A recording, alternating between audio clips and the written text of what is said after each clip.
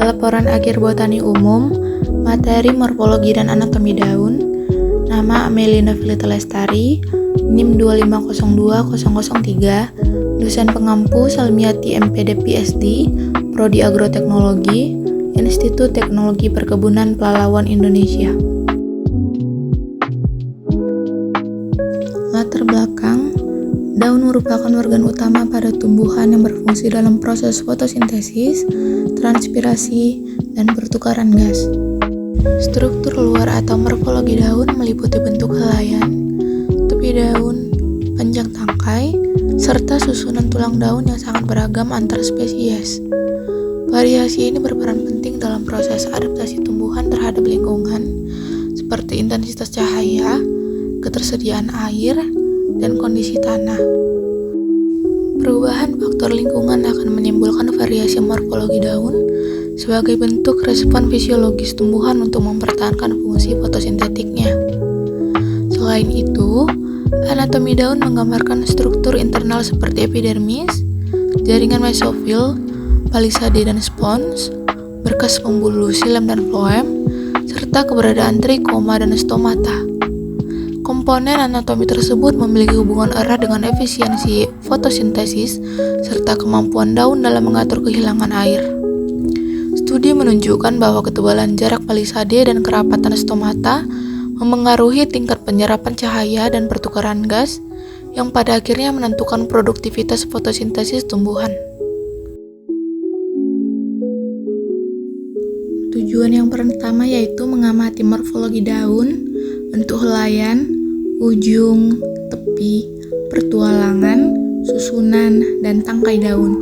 Yang kedua, mengamati anatomi daun melalui irisan melintang, epidermis, jaringan palisade, jaringan spons, stomata, serta berkas pengangkut xilem dan floem.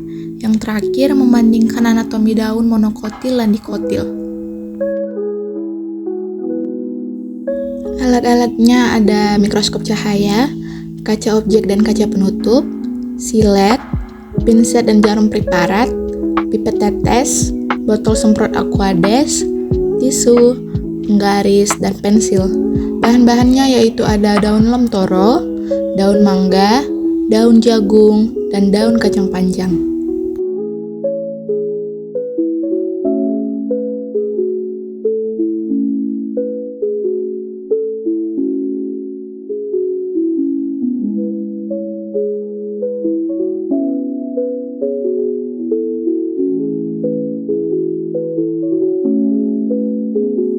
Hasil dan pembahasan daun lem toro berdasarkan pengamatan mikroskopis terlihat sel-sel epidermis yang berlapis tunggal dan berbentuk tidak teratur.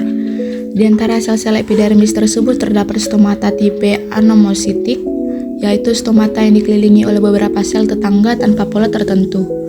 Stomata berfungsi dalam pertukaran gas dan penguapan air melalui proses transpirasi. Selain itu, daun lem toro juga memiliki sel-sel mesofil yang terdiri dari jaringan palisade dan spons, di mana jaringan palisade berperan penting dalam fotosintesis karena mengandung banyak kloroplas. Ciri ini mendukung kemampuan adaptasi daun lem toro terhadap lingkungan tropis yang memiliki intensitas cahaya tinggi. Hasil dan pembahasan daun kacang panjang. Berdasarkan hasil pengamatan mikroskopis, permukaan daun terlihat tersusun atas sel-sel epidermis berdinding tipis dengan bentuk bergelombang.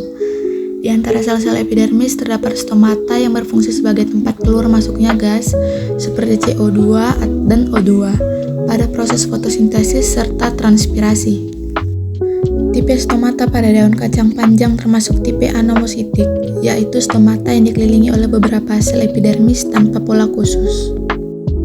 Hal ini umum ditemukan pada daun tumbuhan dikotil.